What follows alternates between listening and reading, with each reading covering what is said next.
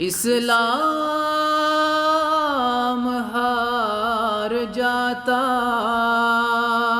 صداقت کی جنگ میں مل کر بھی کل مدینہ جو کرتا مباہلہ۔ السلام علیکم ورحمۃ اللہ وبرکاتہ۔ سب سے پہلے آپ سبھی حضرات کی خدمت میں عید مباہلہ کی پرمسرت موقع اور خوشی پر مبارکباد پیش کرتا ہوں، پھر اپنی طرف سے آپ سبھی کی طرف سے تمام علماء، دانشوران، رہبر معظم اور امام عصر عجل اللہ تعالی فرجہ الشریف کی خدمت میں ہدیہ تبریک پیش کرتے ہیں۔ آج کی اس محفل کو بھی جیسا کہ ہمارا دستور رہا ہے قرآن مجید سے آغاز کرتے ہیں۔ بر محمد و آل محمد صلوات۔ اللہم صل علی محمد و آل محمد۔ اعوذ باللہ من الشیطان الرجیم۔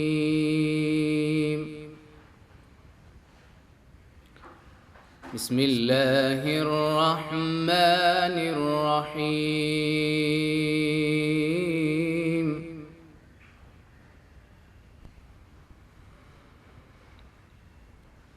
ان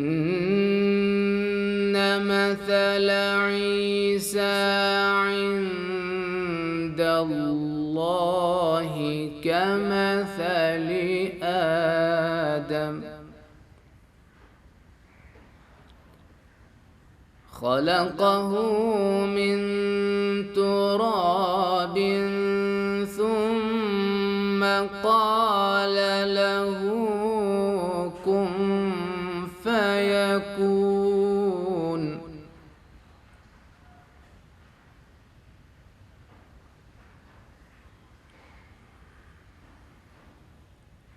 ان مثل عیسیٰ عند اللہ کمثل آدم خلقه من تراب ثم قال له كن فيكون۔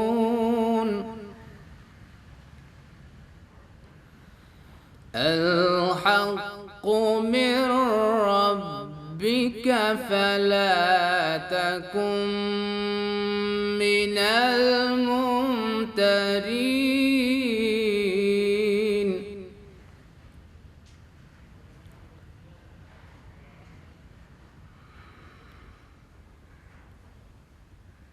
فمن حاجك فيه من بعد ما جاءك من العلم فقل تعالوا ندع أبناءنا وأبناءكم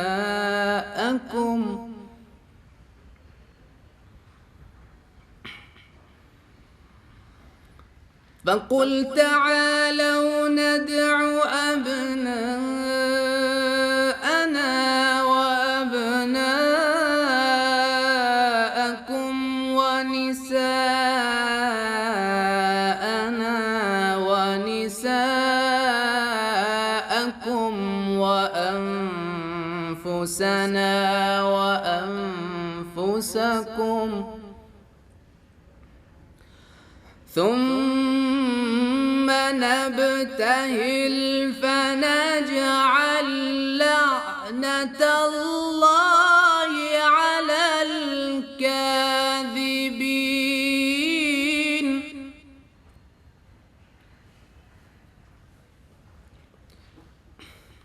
إن هذا لهو القصص الحق وما من إله إلا الله وَإِنَّ اللَّهَ لَهُوَ الْعَزِيزُ الْحَكِيمُ.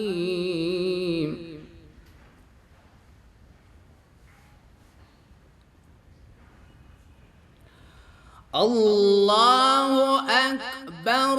بسم اللہ الرحمن الرحیم. اِنَّا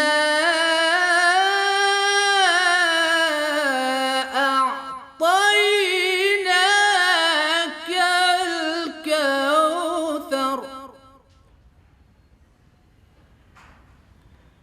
إِنَّا أَعْطَيْنَاكَ الْكَوْثَرَ فَصَلِّ لِرَبِّكَ وَانْحَرْ.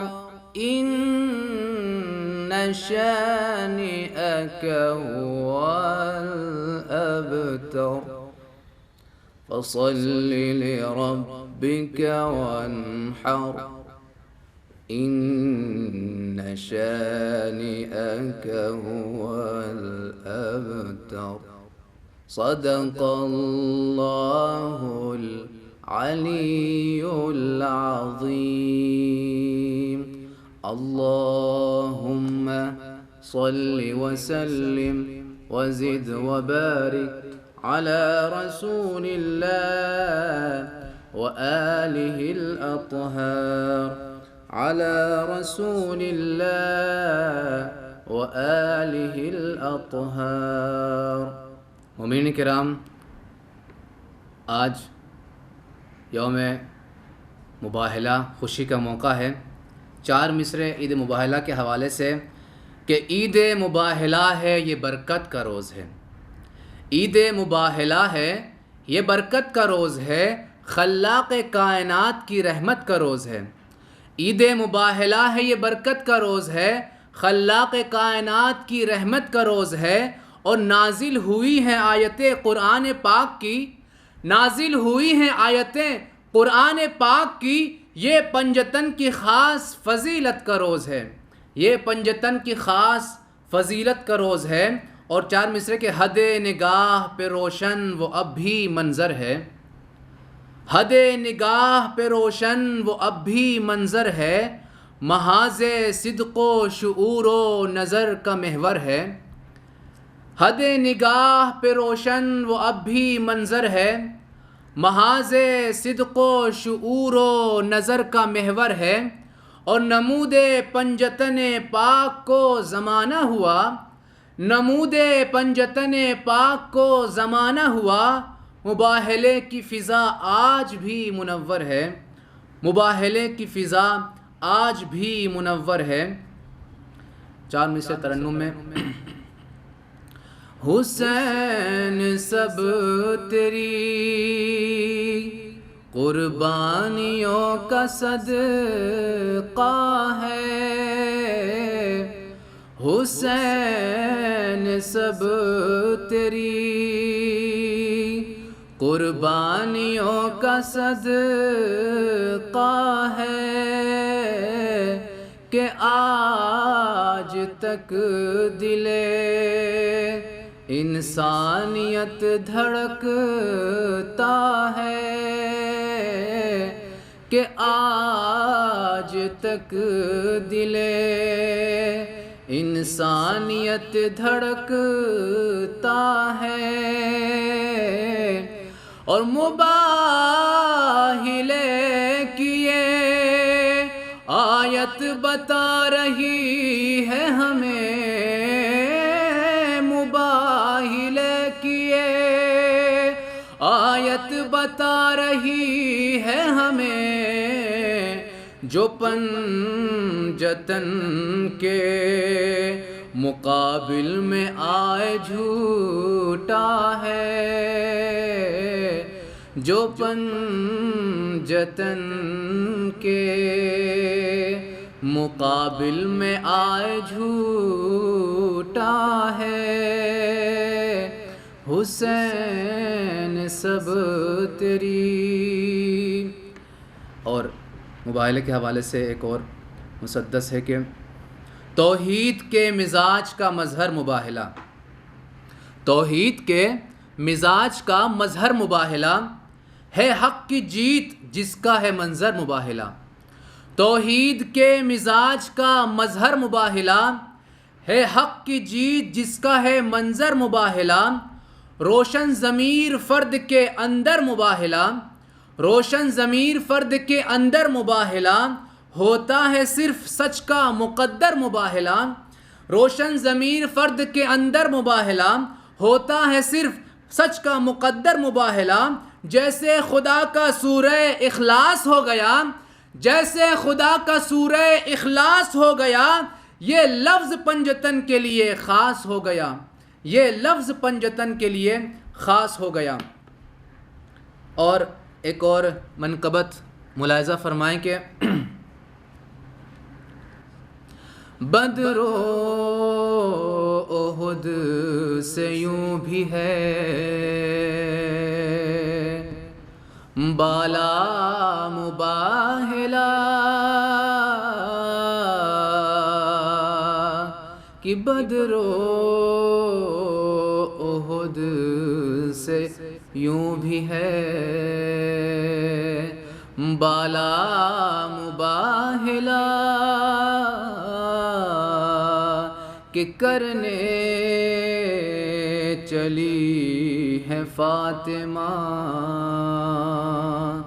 زہرا مباہلہ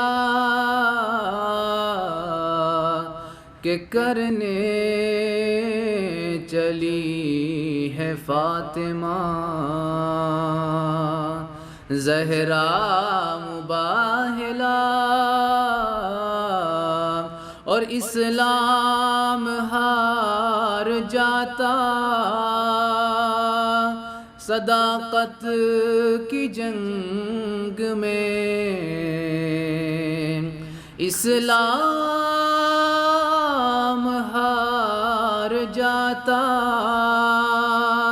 صداقت کی جنگ میں،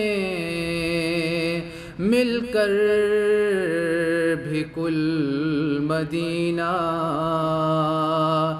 جو کرتا مباہلہ، مل کر بھی کل مدینہ جو کرتا مباہلہ. اور بن جاتا ایک پل میں مدینے میں بھی مدینہ بھی کوہ ہے تو بن جاتا ایک پل میں مدینہ بھی کوہ ہے طور، جل جاتی کائنات جو ہوتا مباہلہ، جل جاتی کائنات جو ہوتا مباہلہ. اور وہ تو نساءنا کے سبب آ گئی بطول، وہ تو نساءنا کے سبب آ گئی بطول، ورنہ تو جیت سکتی تھی فضا مباہلہ، ورنہ تو جیت سکتی تھی فضا مباہلہ. بدر سے یوں بھی ہے بالا مباہلا بر محمد و آل محمد صلوات. السلام علیکم ورحمۃ اللہ وبرکاتہ. رب اعوذ بک من همزات الشیاطین واعوذ بک رب ان یحضرون. بسم اللہ الرحمن الرحیم. الحمد للہ وسلام علی عبادہ الذین اصطفیٰ ولعنۃ الدائمۃ الباقیۃ علی اعدائہم اجمعین من الآن الی قیام یوم الدین. اما بعد فقد قال الحکیم. بسم اللہ الرحمن الرحیم. فمن حاجك فيه من بعد ما جاءك من العلم فقل تعالوا ندعو أبناءنا وأبناءكم ونساءنا ونساءكم وأنفسنا وأنفسكم ثم نبتهل فنجعل لعنة الله على الكاذبين.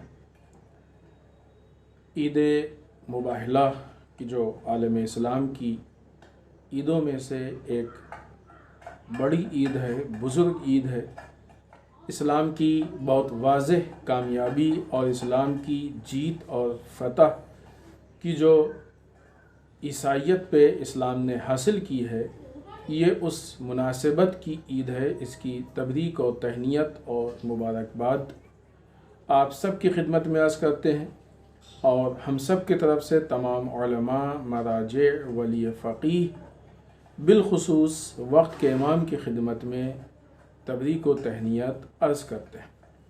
قرآن مجید نے بہت اچھے انداز میں اس عید کو یاد کیا ہے، اور یہ آیہ شریفہ جو سورہ آل عمران کی 61 نمبر کی آیہ شریفہ ہے، 61 نمبر کی آیہ شریفہ ہے، اس میں ارشاد رب العزت ہو رہا ہے فمن حاجک فیہ من بعد ما جاءک من العلم. اے میرے حبیب، اگر یہ لوگ آپ کے پاس علم آ جانے کے بعد بھی آپ سے کٹ حجتی کریں. کٹ حجتی معلوم ہے کہ مثلاً بلا وجہ کی بحث. آدمی جب علم آ گیا، ساری دلیلیں مل گئی، رسول نے ان کو دلیلیں دی تھی، ان کو سمجھایا تھا، وہ دلیلیں ان کے لیے کافی تھیں، سمجھنے کے لیے کافی تھیں. نارمل لوگ سمجھ بھی رہے تھے، ظاہراً وہ لوگ بھی سمجھ رہے تھے، لیکن اس کے باوجود بھی اگر کوئی آدمی بلا وجہ اپنی بات کو جلانے کے لیے، ہوتا ہے اپنے ابھی بعض اوقات ہوتا ہے لوگ اپنی بات کو جلانے کے لیے بحث کرتے ہیں، بلا وجہ کی دلیلیں لے کے آتے ہیں، صحیح دلیلوں کے مقابلے میں فالتو کی دلیلیں لاتے ہیں، بات کو کاٹنے کی کوشش کرتے ہیں، بات کے رخ کو بدلنے کی کوشش کرتے ہیں. اس طرح سے لوگ اپنی بات کو بڑھانے کے لیے کوشش کرتے ہیں. اس کو کہتے ہیں کٹ حجتی. اے میرے حبیب، علم آ جانے کے بعد، دلائل آ جانے کے بعد اگر یہ آپ سے کٹ حجتی کریں، جناب عیسیٰ کے بارے میں، جناب حضرت عیسیٰ کے مسائل میں جھگڑا کریں، آپ سے بلا وجہ کی بحث کریں، فقل، تو آپ ان سے کہہ دیجئے تعالو، آؤ، ابنانا و ابناکم و نسانا و نساکم و انفسنا و انفسکم. ہم اپنے لڑکوں کو لاتے ہیں، تم اپنے لڑکوں کو لاؤ. ہم اپنی عورتوں کو لاتے ہیں، تم اپنی عورتوں کو لاؤ. ہم اپنے نفسوں کو لاتے ہیں، تم اپنے نفسوں کو لاؤ. ثم نبتہل، اور اس کے بعد ہم لوگ مباہلہ کریں. فنجعل لعنۃ اللہ علی الکاذبین، اور پھر ہم لوگ یہ دعا کریں کہ جھوٹ بولنے والوں پہ، جھوٹوں پہ اللہ کی لعنت ہو. اس اعتبار سے خود مباہلہ کی جس نام سے بھی یہ عید مشہور ہے، اور آیہ شریفہ کا بہت اہم ایک جملہ ہے، ایک لفظ ہے مباہلہ. مباہلہ کسے کہتے ہیں؟ مباہلے کا مفہومی لفظی معنی اس سے پہلے ہم عرض بھی کر چکے ہیں.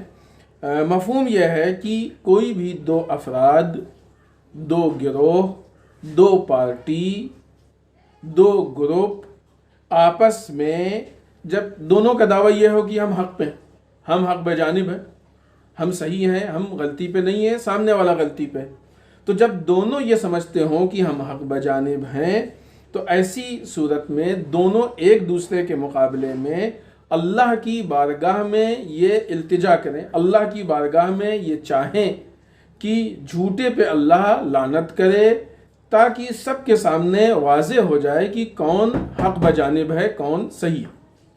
جب یہ حالات پیش آئیں تو اس کو کہتے ہیں مباہلہ. کہ جھوٹے پہ اللہ کی لعنت بھیجی جائے۔ اس کو عالم اسلام میں یا ان چیزوں میں مباہلے کا نام دیا جاتا ہے۔ یہ مباہلے کی آیت سورہ آل عمران میں جیسا کہ ہم نے عرض کیا موجود ہے، اور اس سے متعلق برادران اہل سنت اور شیعہ مفسرین کا اتفاق ہے کہ یہ آیت شریفہ رسول اللہ صلی اللہ علیہ وآلہ وسلم کا جو نصارہ نجران کے ساتھ مناظرہ ہے یا مباہلہ ہے، یہ اس کے متعلق یا اس پس منظر میں یا نازل ہوئی ہے یا اس آیت میں اس کی طرف اشارہ ہے، کیونکہ یہ جو نصارہ نجران یعنی عیسائی تھے یا بہرحال ابھی بھی جو ہیں، ان کا عقیدہ یہ تھا کہ حضرت عیسیٰ 3 اقانیم میں سے ایک اقنوم ہے، اور رسول اللہ صلی اللہ علیہ وآلہ وسلم قرآن مجید سے جو ان کی زندگی کے صفات، جو بھی ان کے حالات ہیں، ان چیزوں کو بتا رہے تھے کہ نہیں ایسا نہیں ہے، وہ ایک نارمل انسان ہے، ہم لوگوں کی طریقے سے ہیں، وہ اللہ کے نبی ہیں، ٹھیک ہے وہ معنوی بلندی رفعتیں ہیں اپنی جگہ پہ، کہ ظاہر سی بات ہے کہ ہم نارمل انسان کا مطلب نہیں کہ سب کی طرح ہیں، ایک بہرحال ایک نارمل جو انسانوں میں بھی فرق ہوتا ہے معیار کے اعتبار سے، کردار کے اعتبار سے، تقوی کے اعتبار سے، دینداری کے اعتبار سے، تو یقیناً اس میں بہت بلند ہے، لیکن جو تمہارا عقیدہ ہے کہ جس طریقے سے تم نسبت دے رہے ہو وہ نہیں ہے۔ تو جو بھی ان کی زندگی کے صفات ہیں، وہ ساری چیزیں ہیں، اس سے متعلق رسول اللہ صلی اللہ علیہ وآلہ وسلم ان کو سمجھانے کی کوشش کر رہے تھے، اور وہ لوگ تھے کہ جو ان باتوں کو ماننے کو تیار نہیں تھے، ان صفات کو قبول کرنے کے لیے تیار نہیں تھے، اور یہاں تک کہ رسول اللہ صلی اللہ علیہ وآلہ وسلم نے ان کو مباہلے کے لیے بلایا اور للکارا۔ دوسرا پوائنٹ جو اس آیت شریفہ میں 3 طرح کے لوگوں کو بلایا گیا، ابنانا یعنی ہم اپنے لڑکوں کو لائیں، و ابناکم تم اپنے لڑکوں کو لاؤ، نساءنا و نساءکم ہم اپنی عورتوں کو لائیں تم اپنی عورتوں کو لاؤ، وانفسنا و انفسکم ہم اپنے نفسوں کو لائیں اور تم اپنے نفسوں کو لاؤ۔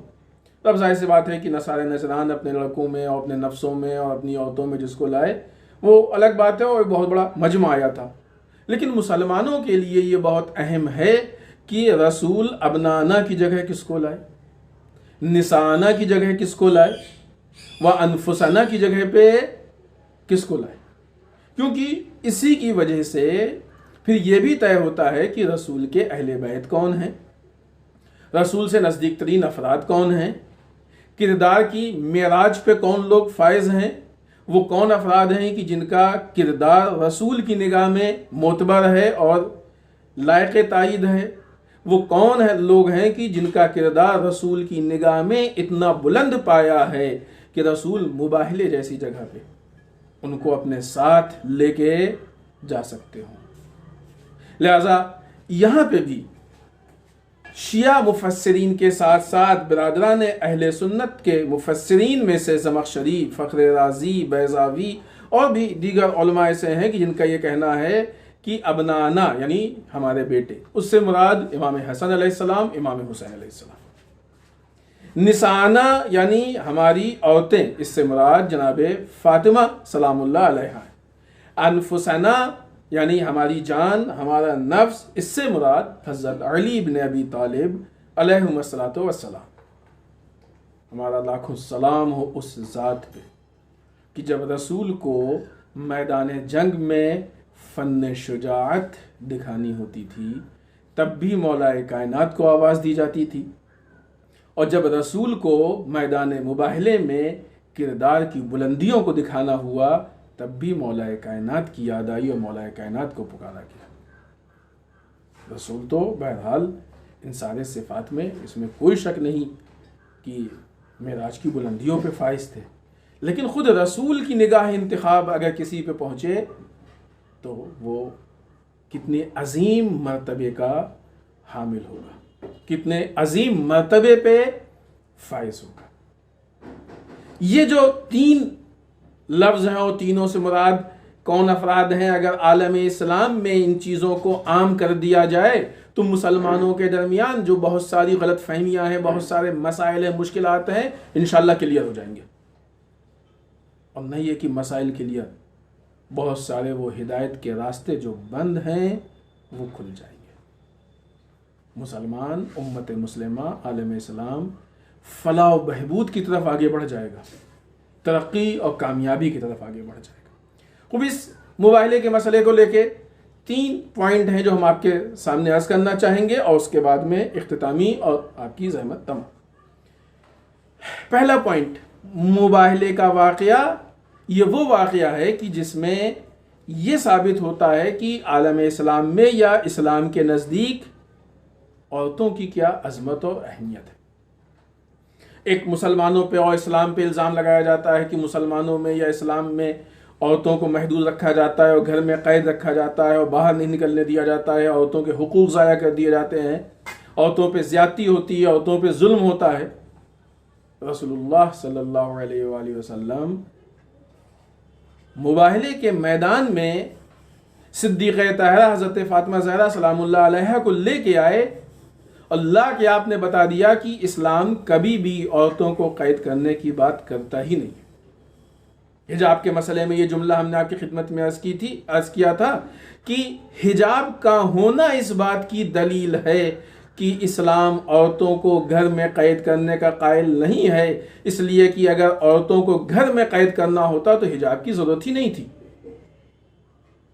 حجاب کا وجود یہ ثابت کرتا ہے کہ اسلام عورتوں کے گھر سے باہر نکلنے پہ اعتراض نہیں کرتا ہے، اس بات پہ اعتراض کرتا ہے کہ بے حجاب مت نکلو، اس بات پہ اعتراض کرتا ہے کہ بلا وجہ مت نکلو، اس بات پہ اعتراض کرتا ہے کہ ضرورت سے زیادہ نہ نکلو، لیکن اگر کام ہے تو حجاب میں نکلو۔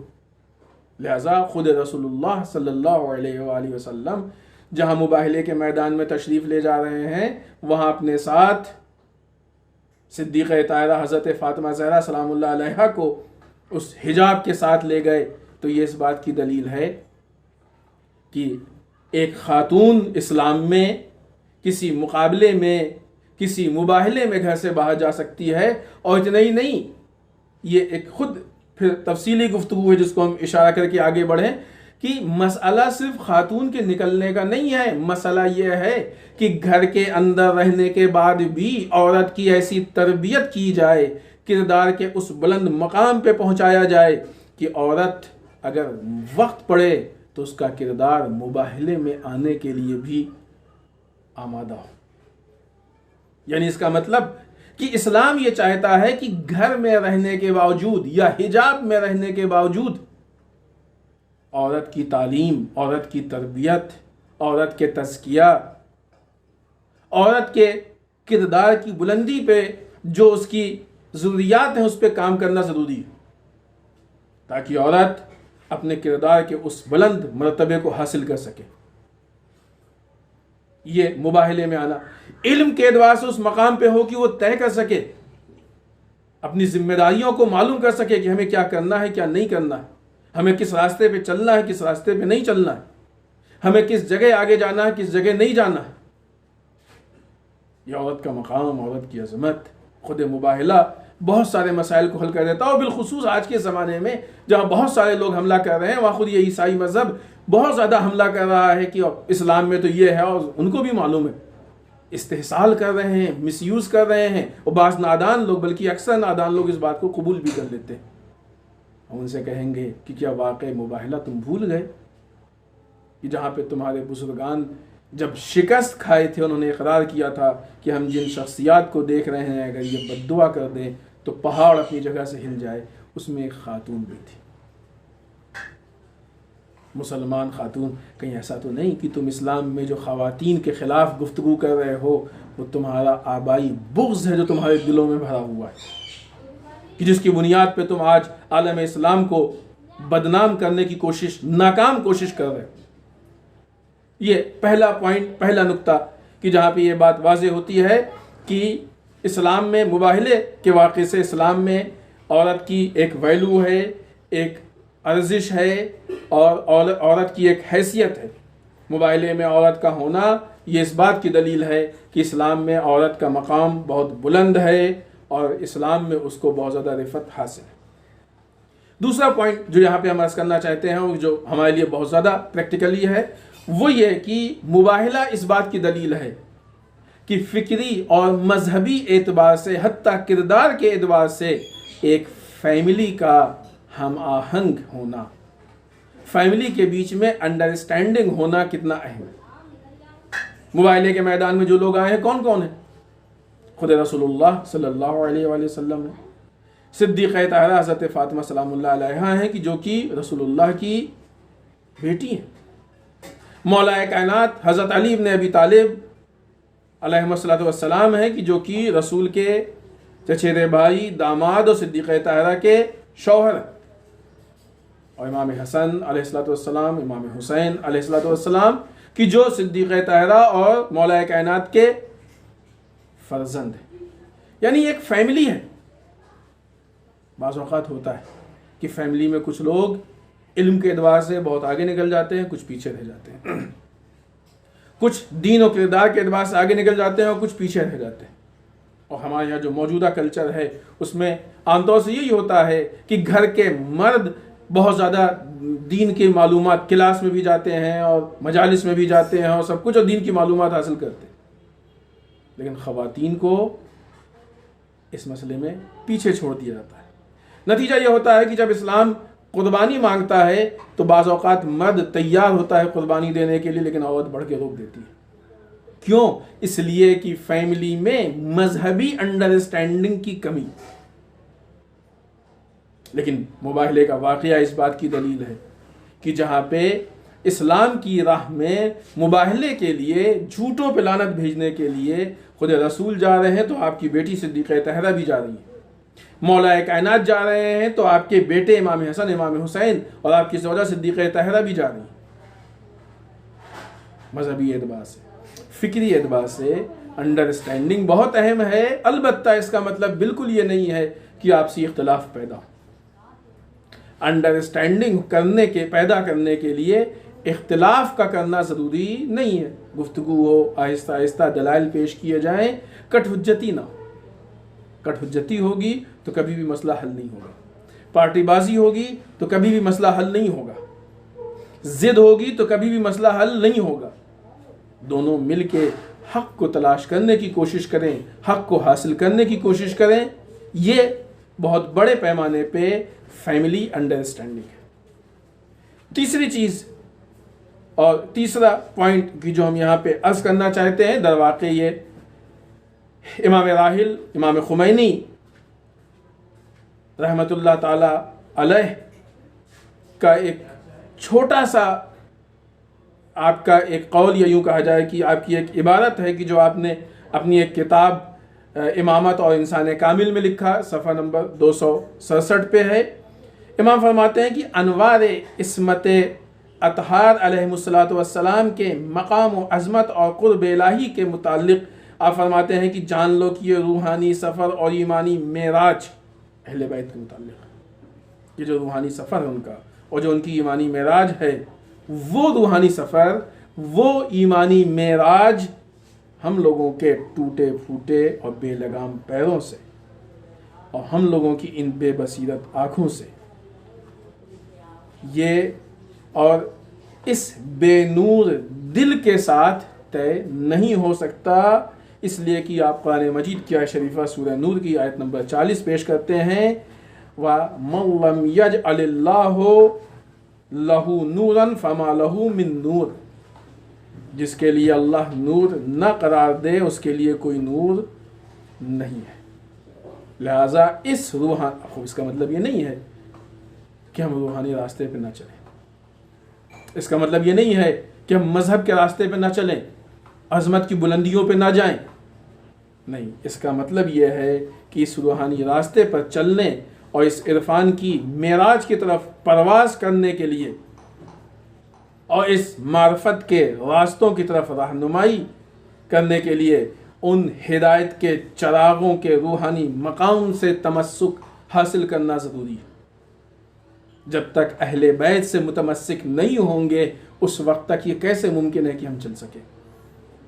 جب ہمارے پاس کسی چیز میں کوئی کمی ہوتی ہے، کمزوری ہوتی ہے، تو ہم کسی مضبوط کا سہارا پکڑتے ہیں تاکہ وہ مضبوط ہمارا سپورٹ کرے۔ جب علم و معرفت و عرفان و کردار کے معراج اور بلندی کے اعتبار سے ہمارے یہاں کمزوری ہے تو کسی ایسے کے دامن کو پکڑ لیں کہ جو علم میں بھی بے مثال ہو، معرفت میں بھی بے مثال ہو، کردار میں بھی بے مثال ہو۔ اور اگر ان سے ہم متمسک نہیں ہوں گے تو پھر نتیجہ کیا ہوگا کہ سوائے گمراہی کے اور کچھ حاصل نہیں ہونے والا۔ اگر گمراہی سے بچنا ہے، کمال تک جانا ہے، تو اہل بیت اطہار علیہ السلام سے متمسک ہونا ضروری ہے۔ یہ 3 پوائنٹ کی جو مباہلے سے متعلق ہم نے آپ کی خدمت میں عرض کیا۔ یہاں پہ اپنی ذمہ داری ہم طے کریں کہ مباہلے کی عید، جہاں ہماری مباہلے کی عید میں سب سے اہم ذمہ داری یہ ہے کہ ہم نے یہ بات عرض کی ہے کہ ہم اس عید کو لوگوں کے سامنے پیش کریں، لوگوں کو بتائیں کہ آج سے 1400 سال پہلے رسول اللہ صلی اللہ علیہ وآلہ وسلم کے زمانے میں عیسائی بزرگ علماء اور بڑے بڑے افراد اس بات کو قبول کر چکے ہیں کہ وہ باطل پہ ہیں اور اسلام حق پہ، یہ اقرار کر چکے ہیں، اور اس کے بعد اسلام کو قبول نہ کرنا یہ خود ان کی اس کٹ حجتی کی دلیل ہے کہ جو مباہلے سے پہلے کر رہے تھے۔ یہ ہماری ذمہ داری ہے کہ اس کو ہم لوگوں تک پہنچائیں۔ ہم لوگ اس پہلو کو ہم نے فراموش کر دیا ہے، اس پہلو کو ہم نے ترک کر دیا ہے، متروک پہلو ہے، اور بعض پہلو کو ہم نے بہت قوی کر دیا ہے کہ شاید وہ دوسروں کے حقوق کو بھی لیے لے رہا ہے، لیکن یہ زیادہ اہم ہے، یہ زیادہ مفید ہے۔ تو پہلا پوائنٹ کہ جو مباہلے سے حاصل ہوتا ہے وہ یہ کہ اسلام کی عیسائیت پر فتح۔ دوسرا پوائنٹ، اور اس جیسے بہت سارے پوائنٹ جو ہم نے ابھی یا اس سے پہلے گزشتہ سالوں میں آپ کی خدمت میں عرض کیا کہ مباہلے سے اسلام کے اوپر لگنے والے بہت سارے الزامات حل ہوتے ہیں۔ جس طریقے سے یہ الزام کہ خواتین کی اسلام میں کوئی جگہ نہیں ہے، خواتین کو قید کیا جاتا ہے، خواتین پہ ظلم ہوتا ہے، خواتین پہ زیادتی ہوتی ہے، یہ چیزیں دلیل بنا سکتے ہیں ہم لوگوں کے سامنے کہ دیکھو کس طریقے سے خواتین کو اسلام میں مقام حاصل ہے، خواتین کے لیے اسلام میں جائے۔ تیسری چیز کہ جو ہماری ذمہ داریوں میں سے ہے وہ یہ کہ اپنی فیملی کو مذہبی فیملی اس اعتبار سے بنائیں کہ فرق کے قائل نہ ہوں کہ خواتین اور گھر میں بیٹھ کے نماز پڑھ لیں، دعائیں پڑھ لیں کافی ہے، اور مرد بہت ساری ایکٹیویٹیز میں نہیں، برابر سے۔ البتہ جب کلاس وغیرہ کی بات آتی تو اس کا مطلب یہ کہ جو اہل ہیں، جو معقول ہیں، ان سے نہ یہ کہ کسی سے بھی کلاس کر لیا اور کچھ بھی حاصل کر لیا، وہ بھی گمراہی۔ تو ہم علمی اور فکری اور کردار کے اعتبار سے ہم میں ہم آہنگی ہو، انڈرسٹینڈ۔ اور چوتھی چیز کی جو ہمارے لیے بہت زیادہ درس ہے، بہت زیادہ ہم اس پہ عمل کر کے اپنے آپ کو کامیاب و کامران بنا سکتے ہیں، وہ یہ کہ اہل بیت سے تمسک۔ اہل بیت سے تمسک کا مطلب بالکل یہ نہیں ہے کہ ہم زبان سے کہیں ہم اہل بیت سے متمسک ہیں۔ اہل بیت سے تمسک کا مطلب یہ ہے کہ اہل بیت جس راستے پہ چلتے ہیں ہم اس راستے کو چھوڑیں نہ۔ ہم نے مثال دی تھی نا کہ جب انسان کسی مسئلے میں کمزور ہوتا ہے تو کسی اپنے سے مضبوط کے ہاتھ کو پکڑ لیتا ہے، کسی اپنے سے مضبوط کو تھام لیتا ہے تاکہ وہ اس سے سپورٹ لیتا رہے۔ مثلا اہل بیت ایک راستے پہ چل رہے ہیں اور بالفرض ہم نے ان کے دامن کو پکڑ لیا، ان کے ہاتھ کو پکڑ لیا، تو کیا ممکن ہے کہ اہل بیت الگ راستے پہ جائیں، ہم الگ راستے پہ جائیں؟ جیسے ہی راستہ الگ ہوگا ہاتھ چھوٹ جائے گا۔ اگر ایک راستہ رکھنا ہے تو ہاتھ کو پکڑے رکھنا ہوگا، اور اگر ہاتھ کو پکڑے رکھنا ہے تو راستے کو ایک ہی رکھنا ہوگا، یعنی ہم اس راستے پہ چلتے جائیں جس راستے پہ چل کے اہل بیت گزریں۔ یہ خود اس بات کی دلیل ہوگی کہ ہم اہل بیت سے متمسک ہیں۔ اسی میں کمال ہے، اسی میں عظمت ہے، اسی میں معراج ہے، اسی میں معرفت ہے، اور یہی ہماری فلاح و بہبود ہے۔ تو جہاں پہ مباہلے میں ایک طرف باطل کے غلط ثابت ہونے کے دلائل ہیں، وہیں پہ حق کو اپنے معیار کو بلند کرنے کے بہت سارے وسائل اور راستے بھی، ہمیں اسے بھی لوگوں کے سامنے ظاہر کرنا ہے، تو دوسری طرف سے اس کو بھی اپنانے کی ضرورت ہے۔ انشاءاللہ اللہ ہم سب کو اہل بیت کے راستے پہ چلنے کی زیادہ سے زیادہ توفیق عنایت کرے۔ والسلام علیکم ورحمۃ اللہ وبرکاتہ۔